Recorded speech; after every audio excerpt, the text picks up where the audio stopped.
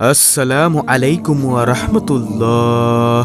সকাল এবং সন্ধ্যায় একটি জিকির করিলে আল্লাহ তাআলার আরশে আজিম পর্যন্ত কাঁপতে থাকে এবং তার জন্য দোয়া করতে থাকেন। যতক্ষণ না পর্যন্ত তার দোয়াকে কবুল করা হয় ততক্ষণ পর্যন্ত কাঁপতে থাকেন আর দোয়া করতেই থাকেন। সুবহানাল্লাহ। প্রিয় দর্শক, আল্লাহ তাআলার আরশে আজিমে একটি বিশেষ নূরের খুঁটি রয়েছে।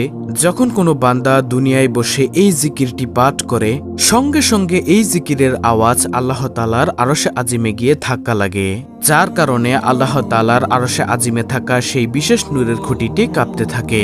তখন আল্লাহ তাআলা খুঁটির এই অবস্থা দেখে খুঁটিকে জিজ্ঞাসা করেন, ও খুঁটি, তুমি কেন কাঁপো? খুঁটি বলে, হে আল্লাহ, আপনার এক বান্দা, আপনার এক বান্দি দুনিয়ায় বসে এই জিকিরটি পাঠ করছে, যার কারণে আমি কাঁপছি। আল্লাহ তাআলা সঙ্গে সঙ্গে খুঁটিকে বলে, ও খুঁটি, তুমি তোমার কাঁপা বন্ধ করে দাও। খুঁটি বলে, হে আল্লাহ, আমি আমার কাঁপাকে বন্ধ করতে পারবো না ততক্ষণ না পর্যন্ত যতক্ষণ পর্যন্ত আপনি তাকে ক্ষমা করে দিবেন।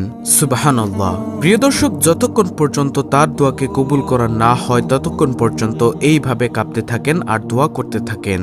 সুপ্রিয় দর্শক, এই জিকিরটি হলো সর্বশ্রেষ্ঠ জিকির।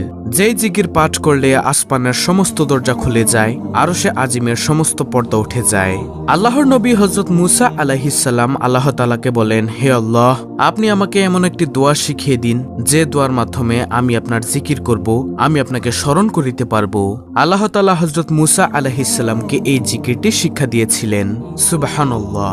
আল্লাহর নবী হযরত মুহাম্মদ সাল্লাল্লাহু আলাইহি ওয়াসাল্লাম পবিত্র হাদিসের মধ্যে ইরশাদ করেছেন, ৭ আসমান ও ৭ জমিন এক পাল্লায় রাখা হলে অপর পাল্লায় যদি এই জিকিরটি রাখা হয় তাহলে এই জিকিরের পাল্লাটি বেশি ভারী হয়ে যাবে।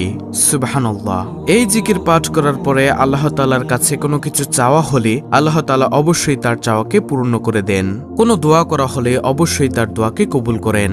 প্রিয় দর্শক, অনেকেই আছেন অভাবগ্রস্ত, অনেকেই ঋণগ্রস্ত, কোনোভাবেই ঋণ পরিশোধ করতে পারছেন না। এই জিকিরের আমলটি করে আল্লাহ তাআলার কাছে দোয়া করুন। আপনার ঋণের পরিমাণ যদি পাহাড় সমান হয়ে থাকে, আল্লাহ তাআলা আপনার সমস্ত ঋণকে কুদরতিভাবে পরিশোধ করে দিবেন ইনশাআল্লাহ।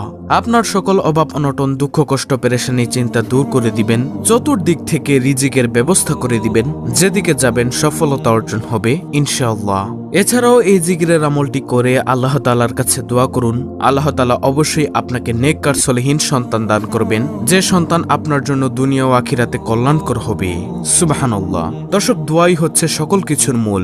আপনি এই জিকিরের আমলটি করে আল্লাহ তাআলার কাছে যত নেক দোয়াই করেন না কেন, আল্লাহ তাআলা তা কবুল করবেন। কারণ আল্লাহ তাআলার কাছে কোনো কিছু না চাইলে আল্লাহ তাআলা অসন্তুষ্ট হন। আল্লাহ তাআলার কাছে কোনো কিছু চাইলে আল্লাহ তাআলা খুশি হন। প্রিয় দর্শক, প্রত্যেকটি বিষয়ে আপনাদেরকে সুস্পষ্টভাবে বলে দিব, সকলেই গভীর মনোযোগ দিয়ে শুনবেন ইনশাআল্লাহ। দর্শক, এমন একটি সময় আছে যে সময় আল্লাহ তাআলা প্রথম আসমানে অবতরণ করেন, বান্দার জন্য সকল নাজ নিয়ামত নিয়ে চলে আসেন। আল্লাহ তাআলা বান্দাকে এভাবে ডাকতে থাকেন আর বলতে থাকেন, হে আমার বান্দা, কে আছো ক্ষমা প্রার্থী? আমার কাছে ক্ষমা চাইবে, আমি তোমার জীবনের ও যৌবনের সমস্ত গুনাহকে ক্ষমা করে দিব। কে আছো অভাবগ্রস্ত? আমার কাছে রিজিক চাইবে, আমি তোমাকে রিজিক দান করব। কে আছো ঋণগ্রস্ত? আমার কাছে সাহায্য চাইবে, আমি তোমার সমস্ত ঋণকে কুদরতিভাবে পরিশোধ করে দিব। কে আছো সন্তানাদি হয় না? আমার কাছে সন্তান চাইবে, আমি তোমাকে নেক সলিহিন সন্তান দান করিব। সুবহানাল্লাহ। আল্লাহ তাআলা প্রত্যেকটি বান্দাবান্দীদেরকে এভাবে নাম ধরে ধরে ডাকতে থাকেন আর বলতে থাকেন। আর সেই সময়টি হলো রাতের শেষ তৃতীয়াংশে। যেমন ধরেন রাত 2টা অথবা 3টার দিকে।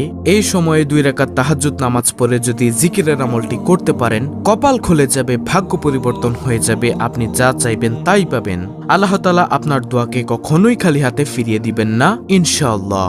প্রিয় দর্শক, আপনি যদি তাহাজ্জুদ নামাজের পরে এই আমলটি করতে না পারেন তাহলে অবশ্যই ফজরের নামাজের পরে এবং মাগরিবের নামাজের পরে এই আমলটি করবেন। এই আমলটি তাহাজ্জুদ নামাজের পরে কিভাবে করবেন, ফজরের নামাজের পরে কিভাবে করবেন এবং মাগরিবের নামাজের পরে কিভাবে করবেন, প্রত্যেকটি বিষয় আপনাদেরকে বলে দিব। আপনি যদি তাহাজ্জুদ নামাজের পরে এই আমলটি করতে পারেন সবচেয়ে বেশি উত্তম হবে। এজন্য যথেষ্ট চেষ্টা করবেন তাহাজ্জুদ নামাজের পরে এই আমলটি করার জন্য।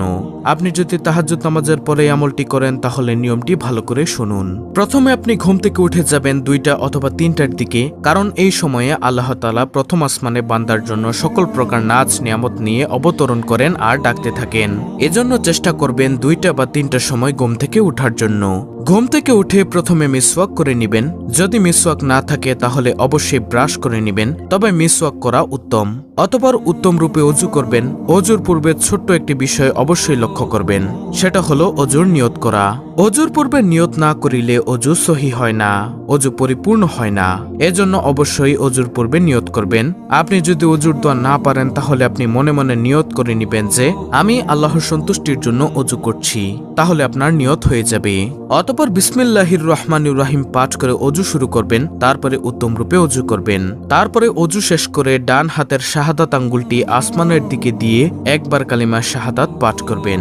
এভাবে অজুর পরে কালিমা শাহাদাত পাঠ করলে আল্লাহ তাআলা আপনার জন্য জান্নাতের 8টি দরজা খুলে দিবেন। আপনি জান্নাতের যেই দরজা দিয়ে ইচ্ছে সেই দরজা দিয়ে প্রবেশ করতে পারবেন। তারপরে অজু শেষ করে কালেমা শাহাদাত পাঠ করে একটি পবিত্র স্থানে গিয়ে জায়নামাজ বা একটি পবিত্র কাপড় বিছিয়ে নেওয়ার চেষ্টা করবেন। তারপরে সেই স্থানে 2 রাকাত তাহাজ্জুদ নামাজ আদায় করবেন। এখন এই নামাজের নিয়ত করবেন কিভাবে? আপনি নামাজের নিয়ত মনে মনে এইভাবে করবেন যে আমি কিবলামুখী হয়ে আল্লাহ তাআলার সন্তুষ্টির জন্য 2 রাকাত তাহাজ্জুদ নামাজ আদায় করছি। তাহাজ্জুদ নামাজ 2 রাকাত করে পড়া উত্তম। আল্লাহর নবী সাল্লাল্লাহু আলাইহি ওয়াসাল্লাম 2 রাকাত করে তাহাজ্জুদ নামাজ পড়তেন। আপনি তাহাজ্জুদ নামাজ 8 রাকাত অথবা 12 রাকাত আদায় করার চেষ্টা করবেন 2 রাকাত করে। 4 রাকাত করে পড়লেও সমস্যা নেই। সর্বনিম্ন 2 রাকাত থেকে শুরু করে যত রাকাত ইচ্ছা করতে পারেন, কোনো সমস্যা নেই। তারপরে তাহাজ্জুদ নামাজ শেষ করে সেই স্থানে বসে আমলটি করবেন। আপনি প্রথমে একবার দুরুদে ইব্রাহিম পাঠ করবেন। যদি দুরুদে ইব্রাহিম না পারেন তাহলে যে কোনো দুরুদ, যেমন সাল্লাল্লাহু আলাইহি ওয়াসাল্লাম, এই ছোট্ট দুরুদটিও পাঠ করতে পারেন। দুরুদ পাঠ করার পরে একটি ছোট্ট ইস্তেগফার এভাবে পাঠ করবেন। আস্তাগফিরুল্লাহাল্লাযী লা ইলাহা ইল্লা হুয়াল হাইয়ুল কাইয়্যুম ওয়া আতুবু ইলাইহি লা হাওলা ওয়ালা কুওয়াতা ইল্লা বিল্লাহিল আলিয়্যিল আযীম। তারপরে এই 2টি দোয়া পাঠ করার পরে আপনি দোয়া ইউনুস পাঠ করবেন, যেটি পাঠ করার ফলে আপনার সকল বিপদ আপদ বালা মুসিবত দূর হয়ে যাবে। আর দোয়া ইউনুসটি হলো লা ইলাহা ইল্লা আনতা সুবহানাকা ইন্নী কুনতু মিনাজ জালিমিন। তারপরে আরো একটি ছোট্ট দোয়া পাঠ করবেন, যেটা হলো লা হাওলা ওয়ালা কুওয়াতা ইল্লা বিল্লাহ।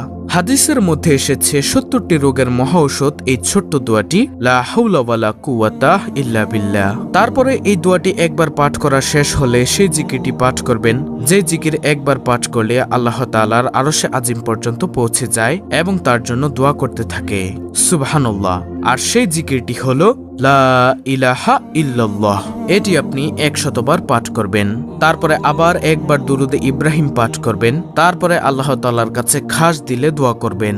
যদি তাহাজ্জুদ নামাজের সময় আপনি আমলটি না করতে পারেন, ঘুম থেকে উঠতে দেরি হয়ে যায়, তাহলে ফজরের নামাজের পরে করবেন। তারপরেও যদি করতে না পারেন তাহলে মাগরিবের নামাজের পরে করবেন। তারপরে মোনাজাতের মধ্যে আপনার সকল কাঙ্ক্ষিত চাওয়া পাওয়াগুলো আল্লাহর দরবারে তুলে ধরবেন। ইনশাআল্লাহ আপনার সকল চাওয়া পাওয়া আল্লাহ তাআলা পূর্ণ করে দিবেন। তো এই ছিল আমাদের আজকের ভিডিওতে আমলের নিয়ম যেভাবে বলা হয়েছে আপনারা সেই নিয়মে আমলটি করবেন। যদি না বুঝে থাকেন ভিডিওটি আবার দেখুন। ভিডিওটি ভালো লাগলে অবশ্যই চ্যানেলটিকে সাবস্ক্রাইব করে পাশে থাকা বেল বাটন অল বাজিয়ে দিবেন। ভিডিওটিতে একটি লাইক দিবেন এবং কমেন্টে আমিন লিখবেন এবং অন্য মুসলিম ভাই বোনদের কাছে ভিডিওটি শেয়ার করে দিবেন, যেন তারাও দেখে শিখে এই আমলটি করতে পারে। আল্লাহ রাব্বুল আলামিন আমাদের সকলকে উক্ত আমলটি করার তৌফিক দান করুন। আমিন।